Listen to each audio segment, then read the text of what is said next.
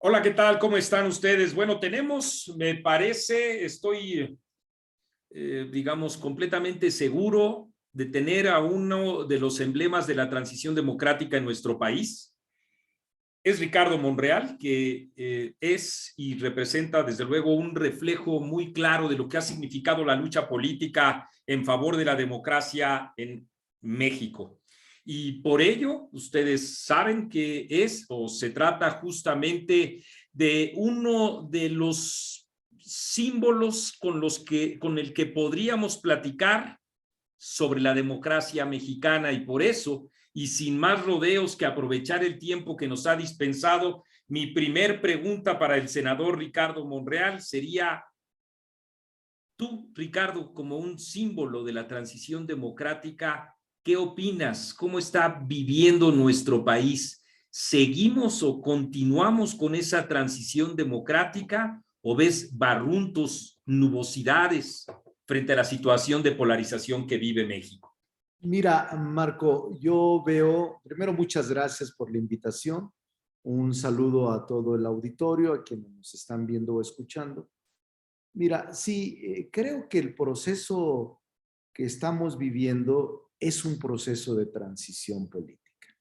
A partir del 18, en el que arriba al gobierno de la República un hombre formado en los principios de la izquierda, y que logró construir un movimiento impresionante que después se constituyó en partido político Morena. Estamos viviendo esos momentos. Sin embargo, yo te diría que uno de los temas claves por los que siempre luchamos, yo tengo 24 años luchando al lado del presidente López Obrador para este propósito, y uno de los propósitos que nos animaba, Marco, era precisamente la democratización de la vida pública del país, incluyendo los procesos internos, la selección de candidatos a puestos de elección popular, a gobernantes, a dirigentes, y la inclusión, no la exclusión, que eso es propio de regímenes autoritarios. Entonces, yo creo que en esta transición que yo le llamo inacabada, todavía va a faltar un buen rato, Marco. Yo no creo que se agote a los 6 años, creo que va a continuar y depende de nuestra habilidad, pero también de nuestra voluntad política, el que continúe profundizándose el proceso democrático. Si no se cometen excesos, si no se acude a extremos autoritarios o a exclusiones innecesarias, puede ponerse en riesgo la transición y truncarse. Y entonces todos lo podríamos lamentar. Entonces, ¿qué es lo que debemos hacer? Es profundizar el proceso democrático, actuar como demócratas, permitir que la gente decida y que quienes quieran participar lo hagan con libertad y sin exclusión o sin que un símbolo, un discurso o una expresión sea la que te coloque como aspirante preferido o no preferido, pero dentro del juego político de la sucesión. Ricardo, tú has comentado entonces que este proceso de transición va más allá de los 6 años y también has expresado tu pretensión por ser candidato a la presidencia de la República. Eh, la pregunta entonces es: ¿por qué el presidente no te ha mencionado dentro de las personas a las que él recurrentemente menciona y que ellas mismas se generan sus propios entornos para comenzar a hacer campaña? ¿No hay de ahí una exclusión de esta contraria justamente a la inclusión que implica la democracia? ¿O por qué crees que el presidente no te ha mencionado? Mira, conozco al presidente hace 24 años, 1997, y todo lo que hace lo hace muy meditado. Yo pocas veces he visto que improvise una acción, un discurso o una expresión. Yo no creo que él no me ubica dentro del club de las corcholatas. No, para no ser peyorativo, no me ubica dentro del club de los que él considera pueden ser sus sucesores. Porque quizá me pese mucho mi propia personalidad, mi carácter autónomo, mi independencia de criterio, mi independencia de opinión frente a lo que está pasando en el país. Y por eso sostengo que la transición política que iniciamos en el 18 no se va a agotar en el 24. Lo sostengo con bases firmes. Y el hecho de que él no me mencione sí me pesa en el sentido de no estar en el ánimo de un sector que a él lo continúas viendo como su líder natural, su líder no solo moral, sino político. Ese sector que es amplio, Marco, porque tú coincidirás conmigo de que el presidente es muy fuerte, tiene un grupo de seguidores en el que yo me encuentro muy fuerte, muy numeroso, y una expresión de él, Marco, una expresión en la mañanera, te excluye, te destruye o te inhabilita o te premia y te lleva a las nubes. Pero tu trayectoria está mucho más allá de una mención en la mañanera, ¿no? Por eso me he sostenido. Si no, estuviera totalmente devastado.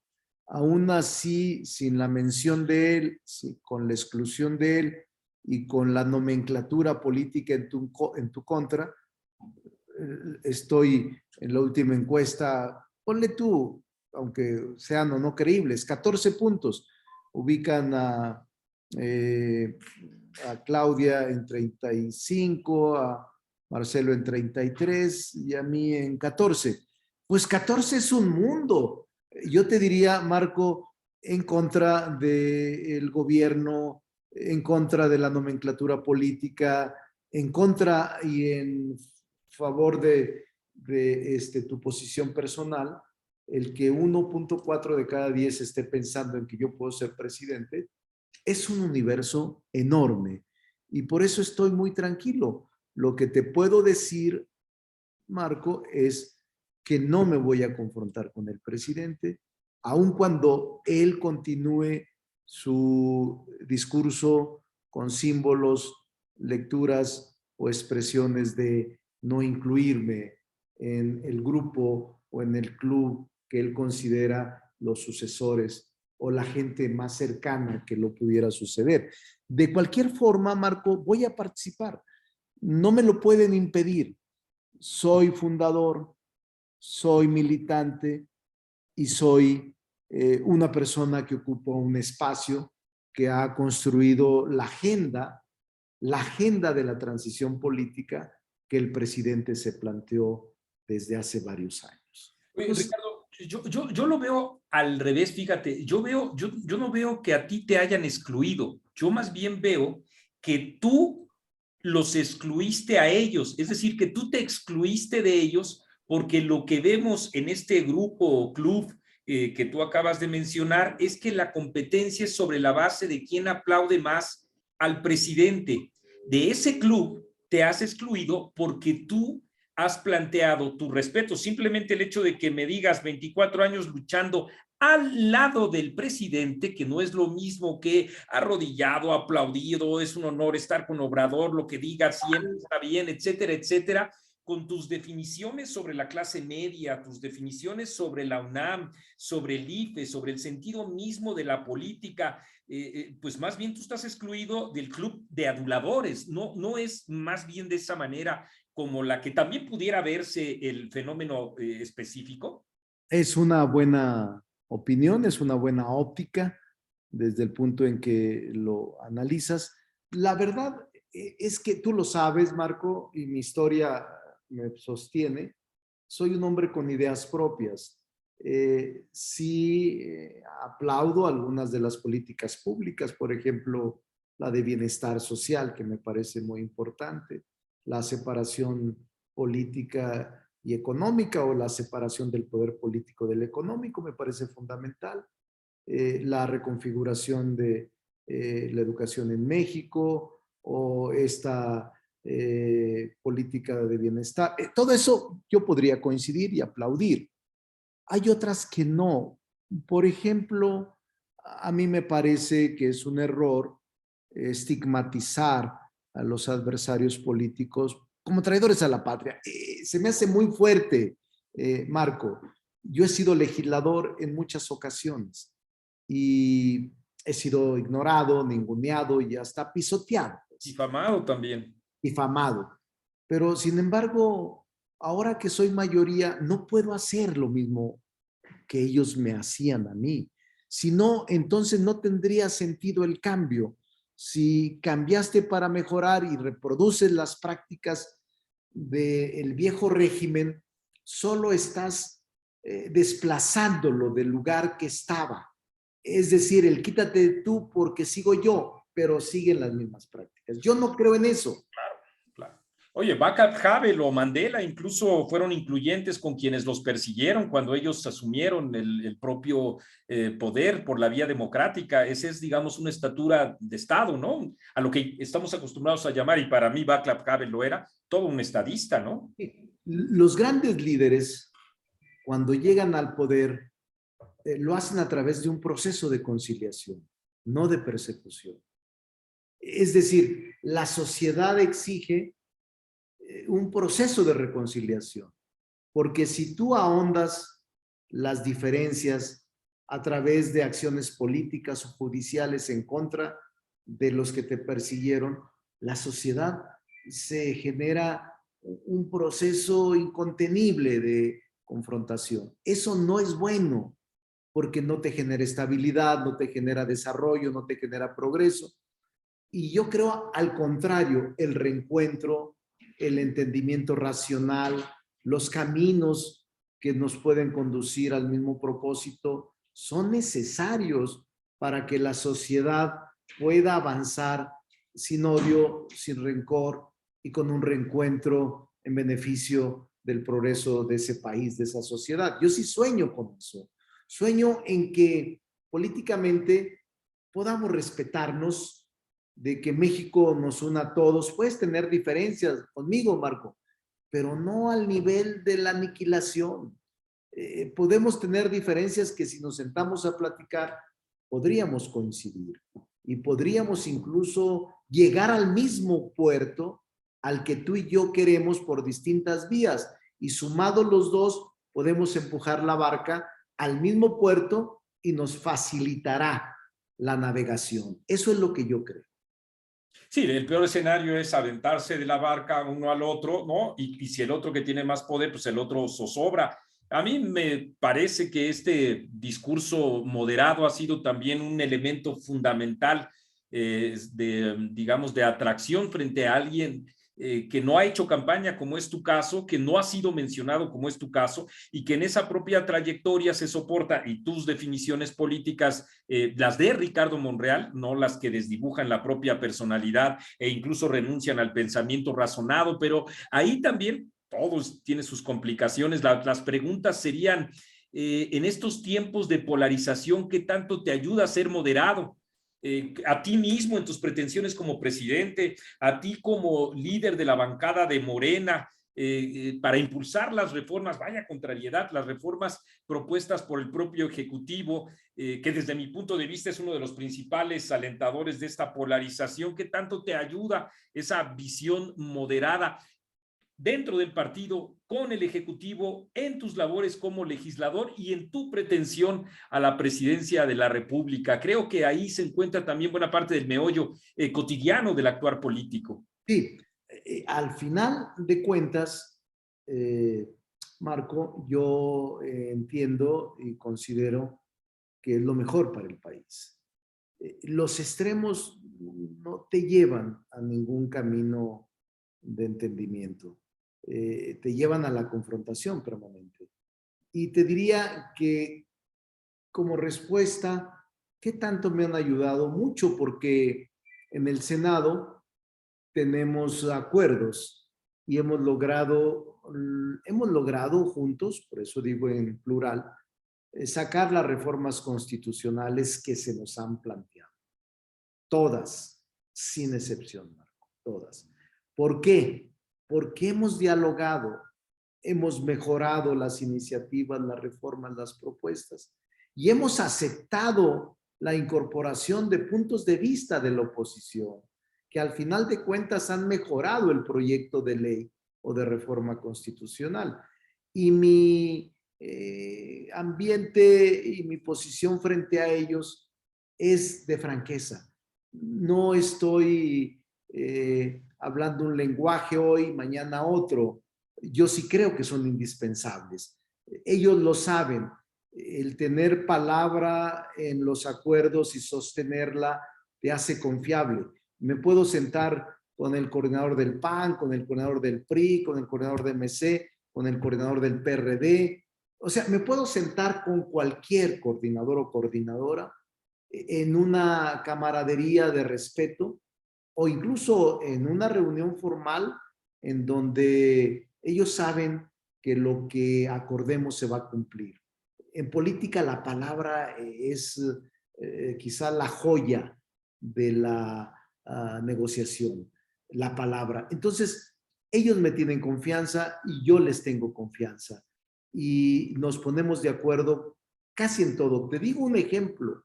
Hemos sacado las reformas legales y constitucionales el 80% por unanimidad.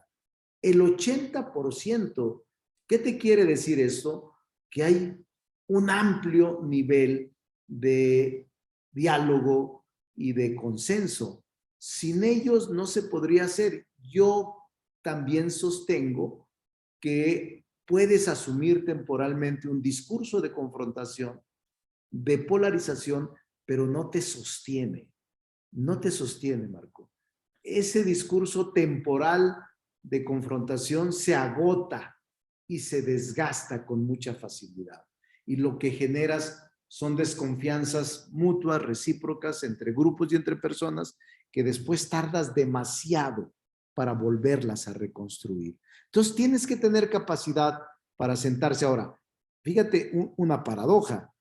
Tengo mucha confianza con los de adentro, pero a veces construir una reforma constitucional por unanimidad te hace sospechoso con los tuyos, porque dicen, bueno, ¿qué pasó? ¿Por qué todos votaron en favor?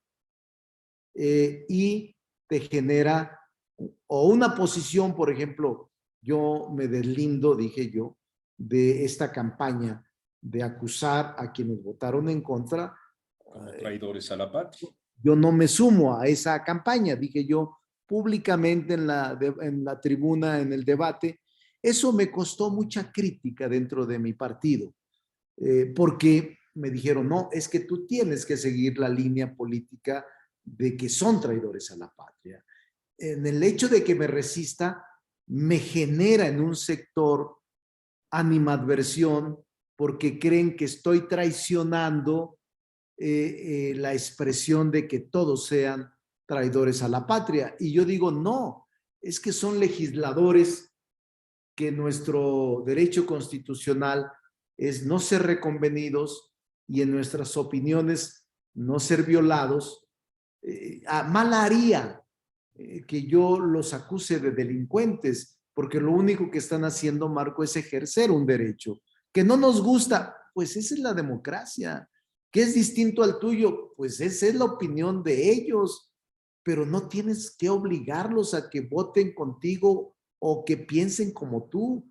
Esa es parte de la esencia del Parlamento y de la pluralidad que en ocasiones se nos pierde de vista que estamos en un país plural, incluyente y diverso. Ese es nuestro país. Oh, mientras hablabas me haces pensar en muchas cosas. Me remitiste incluso a Camilo Cienfuegos en Cuba cuando señalaba que no podía, Claro. debería de descalificarse a otro, o a Trotsky en la Unión de Repúblicas Socialistas Soviéticas, que tampoco estaba de acuerdo con la aniquilación de los otros para hacer prevalecer solo una razón, que era la del jefe del partido y del gobierno.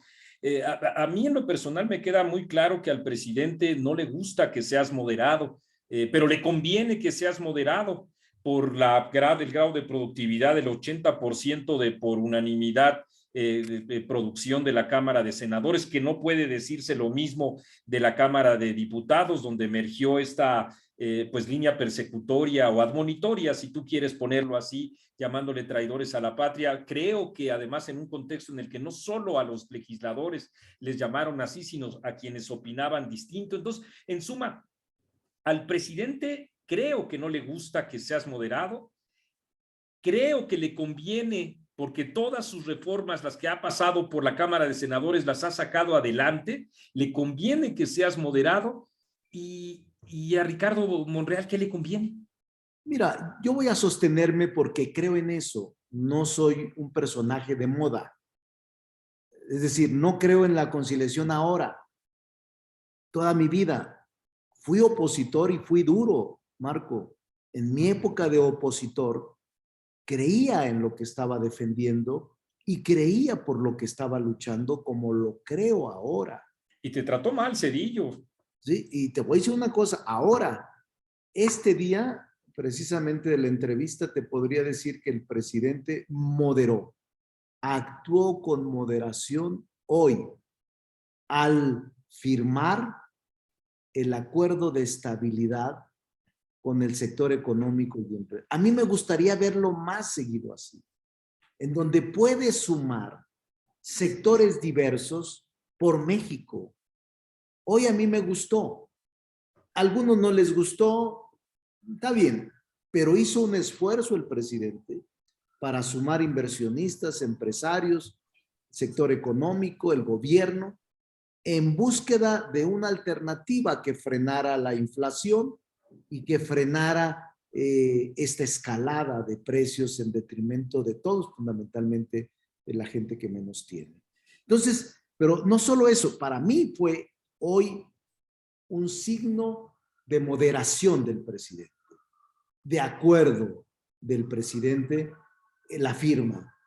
Me alegró mucho y tú recordarás, porque además eres un estudioso activo, cuando no obsesivo, pero te acordarás tú de Marta Harnecker, Desde o de luego las que sí. leyes de la dialéctica que lo aprendimos en la preparatoria, o de Rosa Luxemburgo, o de Lenin, el Estado de la Revolución, y las leyes de la dialéctica, la negación de la negación, Negación, sí, sí. la unión de lucha De contrarios, de la unidad y lucha de contrarios. la unión y lucha de contrarios, los saltos cualitativos y cuantitativos. Tentativos.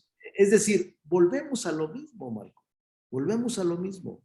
Lo de Camilo que recordaste es extraordinaria esa historia. Pero yo creo que México está preparado para una reconciliación, un reencuentro. Independientemente, a mí me gustaría que la izquierda siguiera gobernando el país. A mí en lo No, personal, tú eres un hombre de izquierda. yo soy hombre de izquierda, pero a mí no me gustaría que retornara a los viejos esquemas. Yo no me gustaría. Y por eso debemos de luchar por mantener y no satanizar. Yo decía ayer, en Morena no debemos satanizar el que pienses diferente, porque así se originó Morena. Cuando el presidente convocaba a todos, decía, aquí caben cristianos, católicos, protestantes, librepensadores, aquí caben campesinos, Artistas, wow. artistas, intelectuales, académicos, amas de casa, y pueden opinar con libertad lo que quieran. Esa es la esencia de Morena. No monolíticos, Aunque no. 3 años después, Ricardo, perdón, estamos viendo, aquí no caben artistas, aquí no caben pseudofeministas, aquí no caben pseudoambientalistas, aquí no caben pseudoestudiantes. Es decir, también ha habido, hemos Hay que revisar el de los discurso. duros ahí, ¿no? Yo creo que hay que revisar el discurso y yo te diría, es normal, pero no hay que irnos a los extremos. La historia no tiene ejemplos exitosos del extremo. Digo, está bien, quienes piensan de manera distinta lo respeto, pero es parte del debate que tenemos que dar. Yo no voy a cambiar mi opinión de que el país puede reconciliarse y de que el propósito principal es que nos unamos todos a superar los desafíos del México moderno. Pues sí, la última pregunta ahí sería si, Ricardo, si esa conciliación puede pasar por Morena para que sea un método distinto al de las encuestas, la elección de su candidato a la presidencia de la República. ¿Tú crees que haya posibilidad de que en un ambiente de diálogo dentro del propio partido se pueda pensar en otras vías más expeditas, más claras, con la participación de la sociedad para elegir candidato? Porque esto de las encuestas, pues te la pueden volver a aplicar como hace algunos años, ¿no? Sí, yo no creo en las encuestas, Marco. Yo no creo en las encuestas porque son retratos del momento y porque son susceptibles de manipulación. Yo creo más en la elección interna, aunque ya han dicho una y otra vez desde el gobierno y desde la nomenclatura del partido, como eco del gobierno, que no habrá ningún otro método que no sea la encuesta. Yo voy a seguir luchando porque creo que vale la pena abrirlo. Si el presidente ha mandado consultas abiertas en el aeropuerto, consulta abierta con los expresidentes, consulta, hemos acudido a la consulta como método democrático de participación directa. ¿Por qué no ir a una consulta, a una elección interna y dejar a todos satisfechos? Ahí la gente te va a decir el peso específico que tienes y no te vas a aferrar a lo que no tienes, a lo que no eres. ¿Serás candidato con Morena o sin Morena? Voy a ser candidato con Morena. Me preguntaban eso un día. Si no eres con Morena, ¿con quién? Le digo yo, no, con Morena, con Morena. Mira, los partidos políticos, que yo creo, y eso es muy importante que concluyo, lo que pasó en la reforma eléctrica, Marco, fue muy importante para la oposición. Se dieron cuenta que tienen una fuerza real, que pararon una reforma importantísima. Y yo creo que ese es un aliciente para sostenerse y que debe de preocuparnos a Morena. Porque no había oposición, Marco, estaban dispersos, no tenían ningún impacto ni ninguna influencia.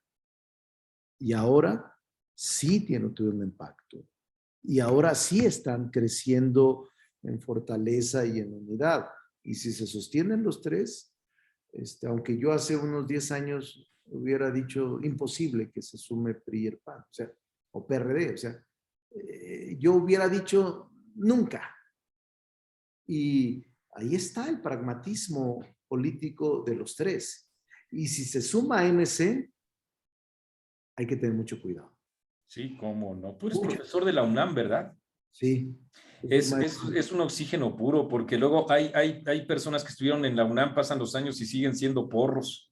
Y esta exposición al diálogo siempre. Déjame decirte que, y en aras de la transparencia con el auditorio, que yo tengo una coincidencia contigo inamovible, central. Y esa coincidencia, una coincidencia y una diferencia. La coincidencia es que, mira, déjame presumirte este gran disco. Por cierto, van a sacar ahora, Marco, escribiste algo tú sobre eso, pero van a sacar.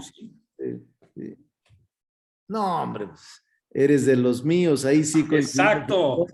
Porque va a sacar ahora, va a ver en el teatro la vida de su hijo, está haciendo alguna obra de teatro sobre la vida de José Alfredo Jiménez, su hijo que también se llama José Alfredo, es amigo personal, creo que este sábado o el otro, pero va a ser interesante el teatro.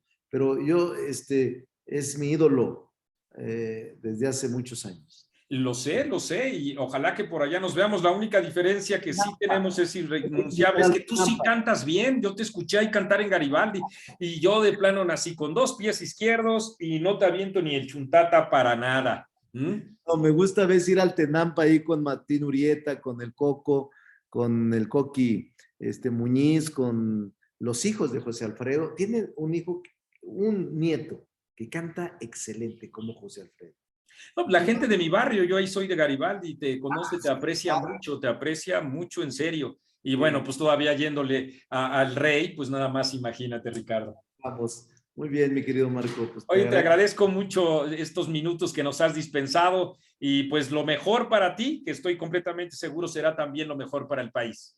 Saludos, mi querido amigo. Ánimo. Saludos, que estés muy bien. Hasta luego.